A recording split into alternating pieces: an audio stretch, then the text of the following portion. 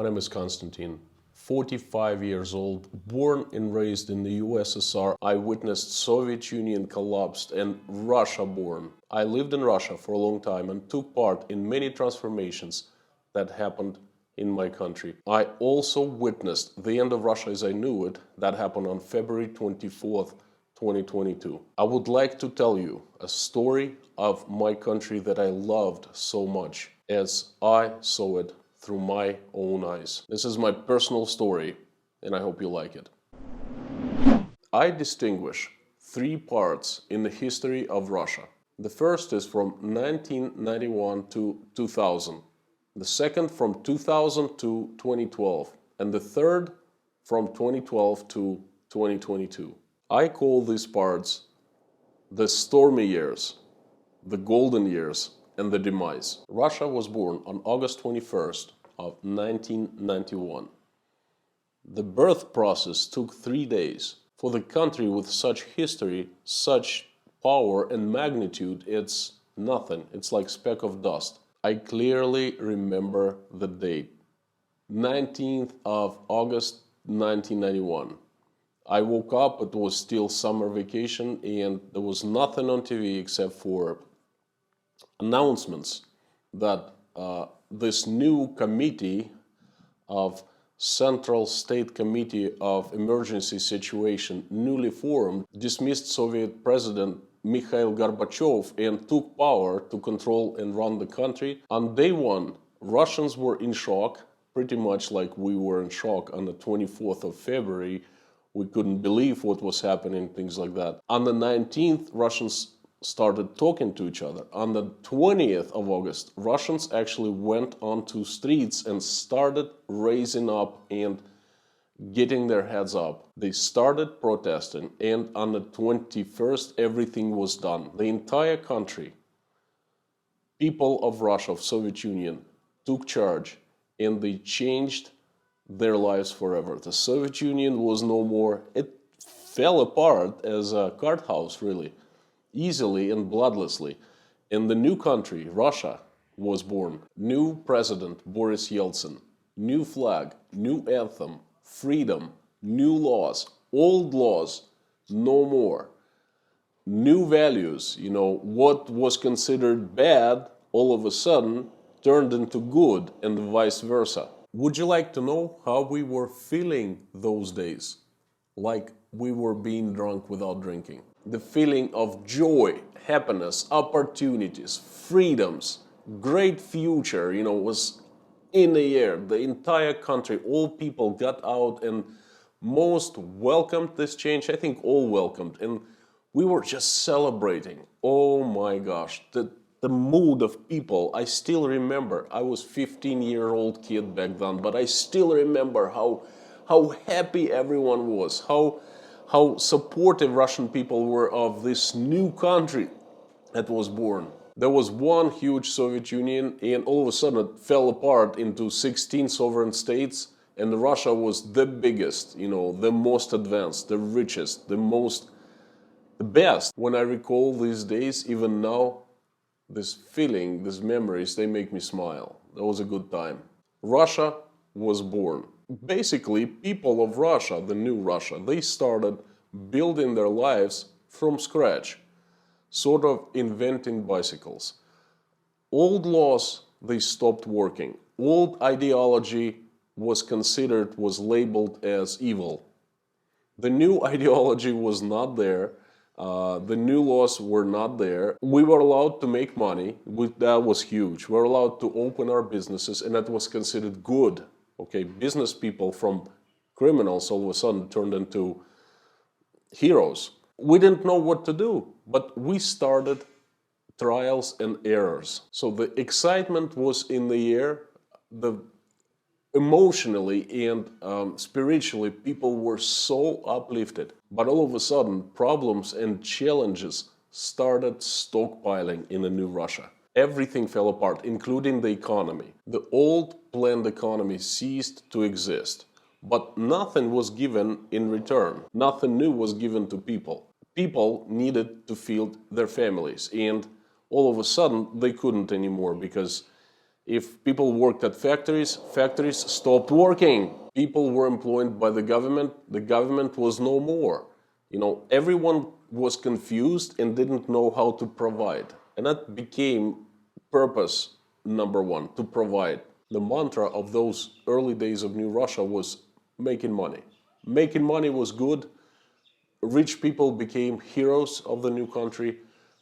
Little kids growing up, they would look up to people who got rich quick. The new ideology that replaced the Soviet communism one was making money. Making money is good.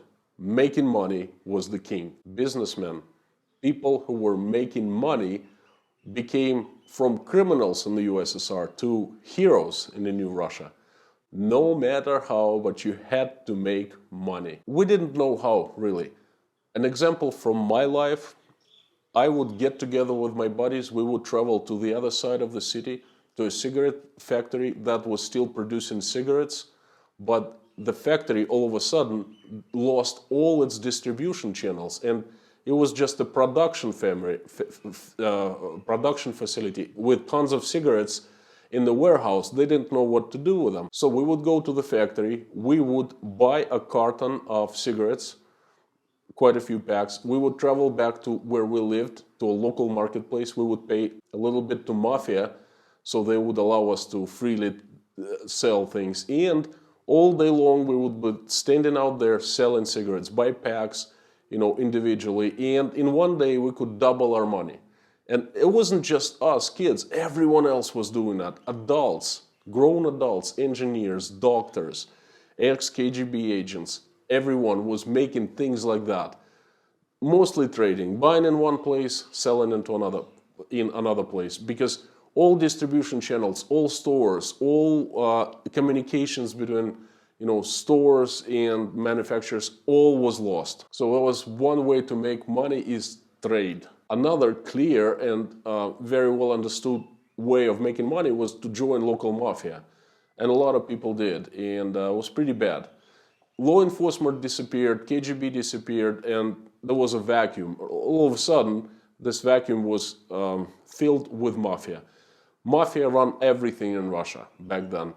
It set up its own rules, different mafia groups would control different territories. They had wars constantly. They would kill each other. They would kill everyone around. It was a huge mess. So a lot of men would join mafia. Yes, they would make lots of money, and some money that would be much more well off financially, but their lives would shorten by a great deal. By 1999, most mafia people were shot because they would just shot one another. Early 90s in Russia were the time of unseen possibilities and opportunities. It was like El Dorado for everyone who knew where to look, because not just trading, but imagine that, all those huge assets, huge factories, huge shops, buildings, and everything, all the assets that were left by the government was no more. They were privatized, and they could be obtained for a handful of peanuts. Yes, really, a handful of peanuts. The currency for obtaining assets was not money, but your personal energy, your aggressiveness, your willingness to stand up and go until the end, And all of a sudden, in just a couple years, we started seeing immensely huge people showing up. They were regular people just a couple years ago, and all of a sudden, they were huge owners of huge banks, huge factories, huge enterprises. Definitely was time of opportunities. All Western companies found a huge market opened up, and they all fled to Russia. It was like a huge floodgate was open, and all of a sudden, from being a Soviet Union, with no one inside except for the Soviet citizens and the Communist Party members, we saw the entire world came to us.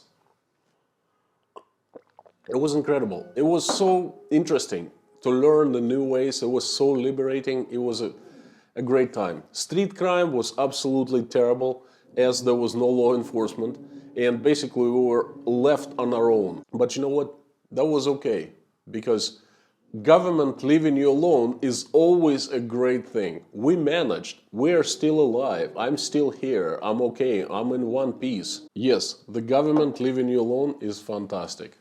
And I really, really remember with good emotions and good feelings those times of early to mid 90s where there was no government influence over our lives. The government was far away and no one cared about it. Okay, there was complete, total freedom of anything, literally anything. There were no regulations, no rules, no laws. Basically, do as you please. Okay, and that was a good time. Despite the fact that the times were very dangerous and there were many people killed because of mafia wars and so forth, I recall those years with very warm feelings. Fantastic time. Free Russia, new Russia, young Russia, new country, possibilities open, spirits are up. That was the time when I finished high school and I was accepted into a local university, spent 3 years there, and in 1996 I had an opportunity to go to the United States and study. I took the opportunity. I ended up finishing the school in the United States and staying there for 9 years. My life was changed by that experience for good. I became an expert in my field. I learned so much about life, and that was the time where I sharpened my teeth, so to speak. After 9 years, I decided to leave the United States and to come back to Russia. If you want to learn more about why it happened, I made a detailed video right here. Go watch it after you're done with this one. I'm going to put the link into the description below. In 2004, I returned to Russia. While I was away in the United States, from 96 to 2004, I kept in touch with my friends, with my family, and I knew quite well what was happening inside Russia. Things were not much of a different from 1996, but they were gradually getting better and better. By 97, things were kind of settled down and, less turbulence, more stability, and people just kept on developing, kept on getting new experience, kept on building their new country. So the stormy years lasted for almost 10 years and they were finished on the very last day of 1999, the last day of the decade. Boris Yeltsin stepped down as the president of Russia and appointed Vladimir Putin as his successor. No one knew of Vladimir Putin back then that much. I certainly didn't. He was a mystery. He seemed awesome. He seemed that he was a gulp of fresh air. He was everything opposite of what people hated about Boris Yeltsin. Vladimir Putin was not drinking, he wasn't drunk, he was always sober, he was young, he was full of energy, he was normal, he was professional, established professional in the past, he could speak well, articulate, and he seemed normal and friendly, and people welcomed him. First few years of his presidency, he sounded absolutely perfect. He wanted Russia to be included in the West. He wanted Russia to join NATO, and he was telling everyone that basically it was a done deal back then. It just takes a little time and Russia would be a part of NATO. Well, that didn't age well, did it? Very few people remember, but something really important besides Putin becoming president of Russia happened in early 2000. The price of oil started rising. When Vladimir Putin became the president, the price of oil was $15 per barrel. Russia gets most of its money from oil, selling oil and gas to other countries. So it was $15, and around 2008, before this financial crisis hit Russia, was well over 100. So imagine how incomes of Russian budget soared. They were soaring throughout the second part of Russian history, what I call the golden years, the wonder years. Some people call them the sushi years, It was incredible. It got down to this. Russia started making more and more money, and the Russians started becoming better and better off. Living standard rose up every single year, year after year. I remember coming back to Russia in 2004 and seeing a completely different country. When I left in 96, was confused, economically not stable. People were trying to provide. They were afraid that they couldn't provide for their families. Russia in 2004 was completely different. It was the time of making big bucks. No matter what you do, you were getting paid a lot. The only person who wasn't making money, who wasn't making decent living for himself or herself, was a lazy person, not willing to work. I was invited to join a company that was building energy facilities. Russian energy infrastructure, transmission, distribution, and production of electrical energy was in a very rough shape in the early 2000s, because nothing had been done from the Soviet times to renovate it, to update it. And the government knew about this infrastructure problem, and all of a sudden the government found itself with huge amounts of money, and they said, okay, we're going to pay lots of money to rebuild the infrastructure, including the electrical infrastructure. And we started, building new transmission lines, substations, and power stations, generating power stations. And let me tell you, the problem back in early 2000s was not getting the contracts, not getting the projects, but the problem was getting the people who would be building power stations, power lines, because there weren't enough people. There was tons of demand, but there wasn't much supply. As a company, we had a very nice portfolio, and the government guys were our main customers. They would come to us and say, hey, we have 2 new projects.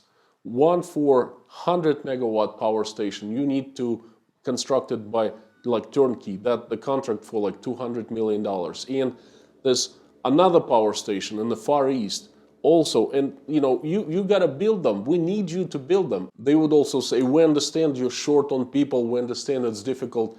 We're going to pay you the premium for you to build it. So not only they were negotiating us down, they were paying premiums for the projects to be built in time that they required. That was the general situation. Everyone was making fabulous money. The time when Russians started announcing of themselves in foreign countries, they started buying lots of real estate in Europe, in Dubai, in the United States. They started flashing money. They started, the rich Russians arrived to other countries. And you all know the understanding that the rich Russians come and spend tons of money. That's when it all started. That's when some Russians got real serious money. And believe it or not, the first money in early 2000s, they were honest money.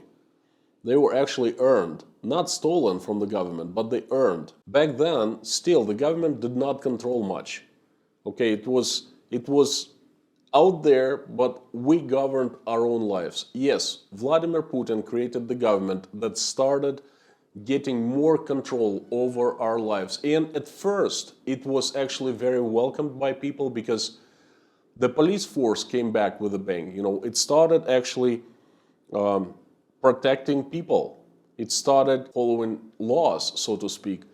KGB was back with a bang, but it didn't bother anyone. It was doing its job. It was catching terrorists and basically making our lives safer, and everyone loved it. Educational system started working better. Medical system started working better, because government got richer and it started paying more to update everything, renovate everything, started paying people more, started paying pensions, retirement fund, retirement money to retired people on time, and raising the amounts. The changes that Vladimir Putin started bringing into the government and into the country were absolutely welcomed, and his rating actually was rising for a good reason. I liked him myself back then.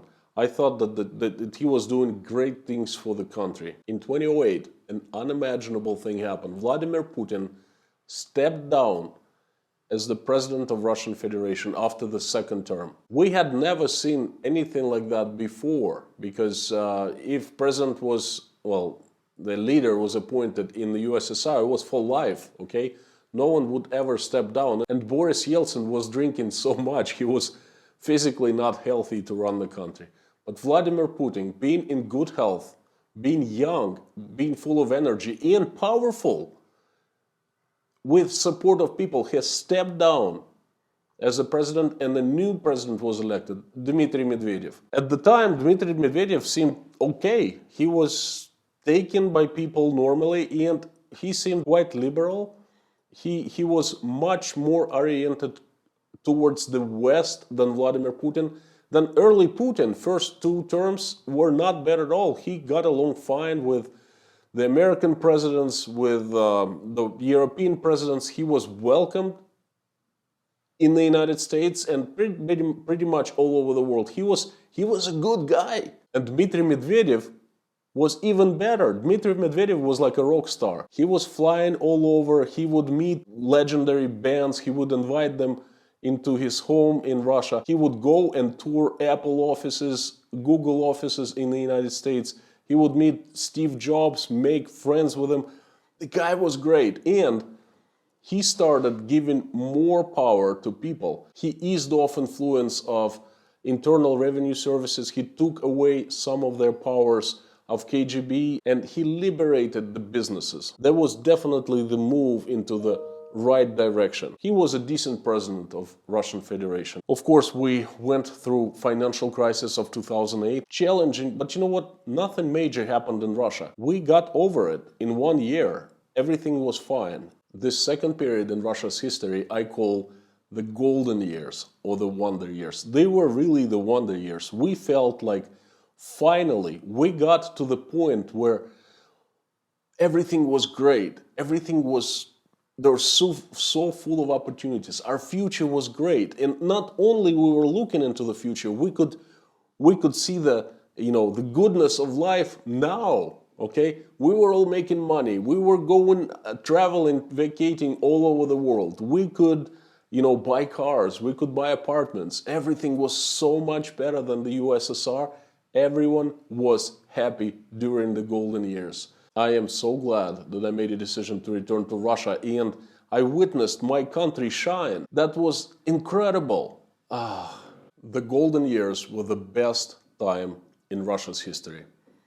People were happy. They were well off. The living standard was great. We did not have any enemies. We were a member of international community, of the global village. We were just doing fantastic. Little did we know, something else is going to follow those golden years. Things started changing in the end of 2011.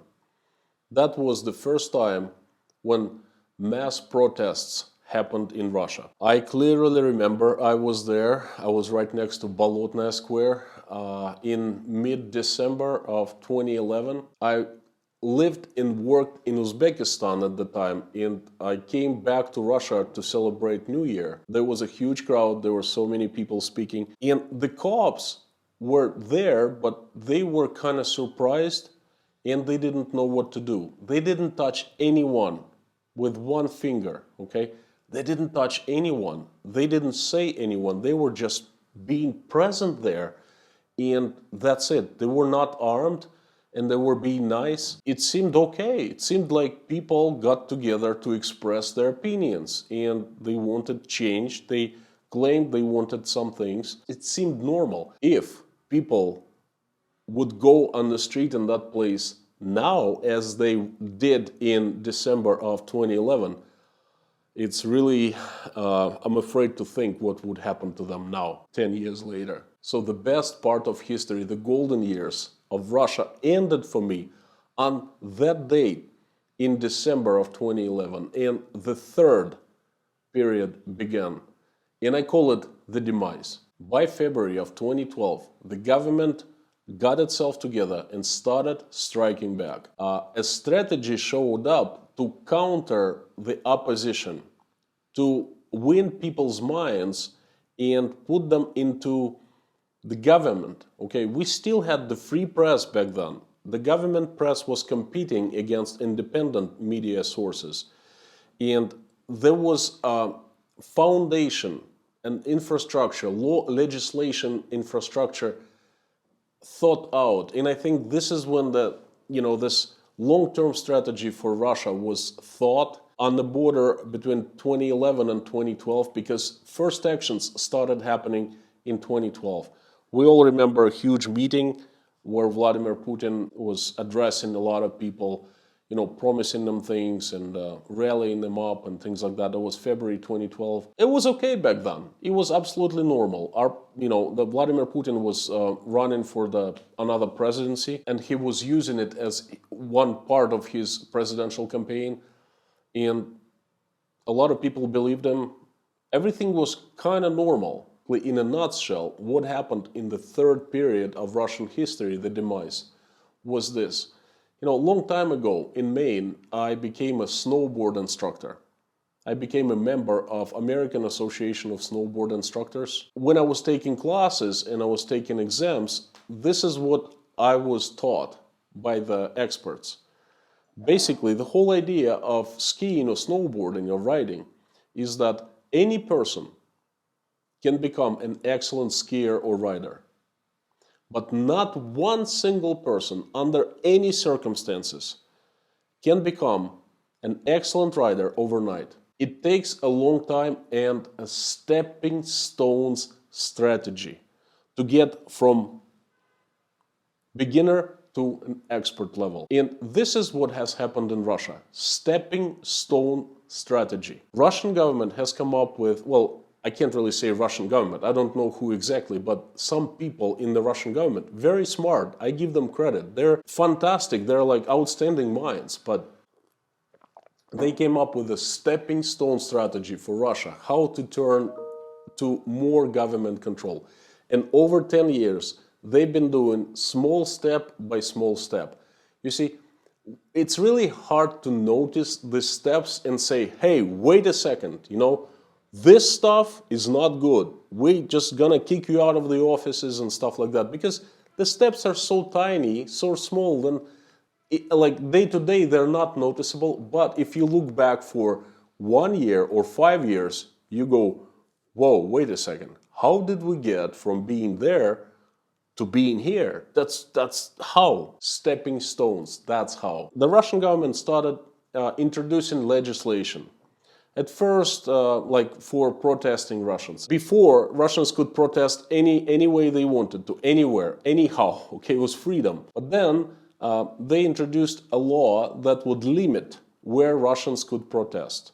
Then the law was amended. Limitations were tightened, increased. Then there was another amendment. The limitations, now Russians could not freely gather, but they would have to go to local governments and ask for permission, and the local governments had to give them permission. Then there was another amendment made to actually limit people protesting by 3. It means that 3 people are okay without getting permission of the local governments, but more than 3 people, that's a punishable offense.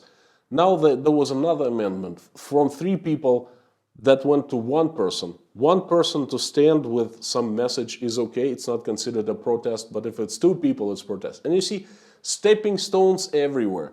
In taxation, revenue service, in how much KGB has power over people, in how much police has power over people. There was a completely new body of government created. It's called Rosgvardia. There was riot police, basically. And step by step, it was given more and more and more powers. And all of a sudden, we have 2 police forces. First is the good old police, and the second is completely different police. It's called Rosgvardia, right? Rosgvardia is better equipped, better trained, better people there. And Rosgvardia has a chief who only answers to the president. Things like that. So stepping stones started happening. At first, 2012 to 2014, things were okay. We didn't notice much of a difference. The rhetoric changed from Vladimir Putin and from the government officials. First, the West were our friends. Then they became partners, but this kind of partners. Everyone would say, oh, our partners in the West, but we clearly started understanding that these partners in the West, they have their own agenda, which does not go well with Russia's agenda, okay? And this tension started growing. Every single year, step by step, partners were becoming more sinister and more sinister and more sinister, and all of a sudden, instead of partners, we got enemies. We got competitors. What happened to friends like 10 years ago? We don't know. Stepping stones, my friends. Then, of course, 2014 happened. The coup in Ukraine, the change of government in Ukraine, a referendum in Crimea, Crimea becoming part of Russia, Donbass, Lugansk, and Donetsk regions. All I gotta say towards the excuse of Vladimir Putin and the Russian government, and it's my opinion strictly, Russians tried to negotiate. Russians made numerous attempts to speak with Ukrainians, with Americans, with Europeans.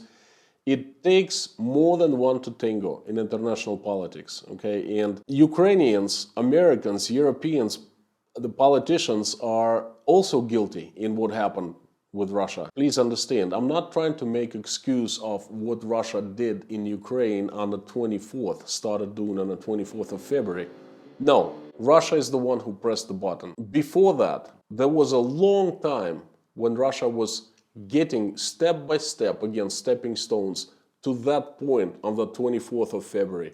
And the foreign countries, the powers, they kind of were helping Russia. Instead of negotiating and discussing, they were helping Russia. They were pushing Russia to that decision, okay? The things started escalating real bad after 2014. The world was clearly divided into us and them. And the enemies, partners, enemies and us. And things went downhill from there. When I started YouTube channel in 2018, my very first video, I made an introduction and I said something like this. Are you going to be safe speaking up your mind on political issues in Russia today? I still think it's possible. If it wasn't, Russia would be not worth living in. But it is. It still is. And boy, things are different now. 3.5 years ago, we didn't have certain laws, we lived in a different country, really, in my mind. Now we're living in a new country. Generally, over the years, two things happened. First thing, Russian government started gaining more and more control over people, tightening the screws, so to speak. It got into a point where a couple years ago, I started feeling like old good USSR was knocking on the door again, and it started smelling like, old Soviet Union, government control everywhere and so forth. That was 2 years ago. And another thing that was happening over the 10 years was we started seeing our living standard dropping. Economy was doing worse and worse and worse, year to year to year. Why? Well, it's clear to me because of certain government policies in place, because Russian budget, the economy of Russia, like revenue was record high in 2018, 2019. Russia was enjoying so much money coming in. It was better than in the golden years. But somehow we started living much worse. It's a fact, it cannot be argued with. Tightening the screws, more and more control over us has led to a situation where the government kind of felt that it does not need to look at people anymore, and people will not say anything about the decisions of the government. And I'm not just blaming Vladimir Putin for that. In many cases, it's not him personally, but this system that was built over 20 years, this system lives its own life, so to speak, okay? It gets from the very low level, like regional level, bureaucrats on the regional level, they try to control more and more. They try to make more money using their positions of power. Sometimes illegally. Vladimir Putin himself has said many times that one of Russia's hugest problems is corruption, okay, and he wanted to get rid of it. It's not just the tops, it's everyone in the system, and the system is huge. It's like a huge octopus that, kind of grabbed Russia and kept it. But you know what? Things were still okay. A couple years ago, last year, things were still okay. Things were normal. Challenges for us, sometimes tough, sometimes, but we still were a part of international community. Foreign countries recognized us as a neighbor. Okay, sometimes neighbor would act naughty, but still was a neighbor, and everyone played by the rules. Okay, and that was the biggest, the hugest thing for me, because I wanted to be a part of the international community. And my channel I started almost 4 years ago with this particular person. I wanted to show people how wonderful Russia, how things are here inside of Russia, how this country was so much misunderstood. Little did I know that the country actually ended its existence as we know it on 24th of February 2022. Vladimir Putin addressed me personally. I'm a voter and taxpayer, and he addressed all other Russians, of course, and basically he said that грубо и бесцеремонно создаются безответственными политиками на Западе. Russia decided to strike Ukraine and to announce special military operation. And Russia and him, and he made the decision. And Russia, our country, he was forced to make this decision because enemies at the door. And if not us, they would strike us. You know, there's so many Nazis in Ukraine. They're so militarized, and Russia's goal was to denazify, demilitarize. Okay, and that's it. The rest is history. You know everything that has followed. Russia is the country who pressed the button. Russia is the country who did certain actions. Russia is the country that has been canceled from the entire world. And the Russia ended its existence on that day. You see, the new country was born, and it's been evolving right in front of our eyes. I show up every night and I do live streams and I tell the news of what happens, you know, and I'm seeing that things are changing so fast that the level of changes dates back to 1991 when Soviet Union actually fell apart. We're saying kind of same things in Russia. How this country is called, I don't know. Why do I think that this is a new country and it's not the old Russia as I knew? Because it's simple. Everything has changed. The national idea has changed. The values have changed. The people have changed. The government has changed. The laws have changed. There are so many new laws have been introduced. They were unthinkable sometime 3-4 months ago, but now it's the new normal. This new country has been canceled from international community. Almost all Western companies have left my country, and they didn't do it on pressure from their governments, but many of them did it due to their business ethics. They just didn't want to work in such toxic market anymore. We are not allowed to go to many countries in the world where our planes are not allowed to fly pretty much anywhere. We have become an island. Inside rules in this island are changing so fast. This is why I'm saying this is the new country. Why does it need a new name? It's clear that Donbass and Lugansk are on the way of becoming new parts of Russia. And I don't really know how it's gonna go, but there have been talks. Even on the highest level in the Russian Senate, they've been toying with this idea of making Donbass part of Russia. That's gonna be a new Russia. That's gonna be a new country. That's not gonna be the old Russia. The name for this new country hasn't been picked. Perhaps it's the Russian Union, the new federation, you know, the Russian world or something like that. But that's not the old Russia. This is the end for that old country that I loved so much and I returned to after having lived in other places for such a long time. I cannot comment on this new country. I don't know it yet. It's still evolving. Sometimes it scares me. In many instances, I cannot understand it. I cannot understand its rules, its people, its decisions, its actions. But I can't judge it. I cannot say it's good or bad, okay? I'm still watching. But you know what? It's only been 46 days and I already miss the old Russia, the country that I loved so much.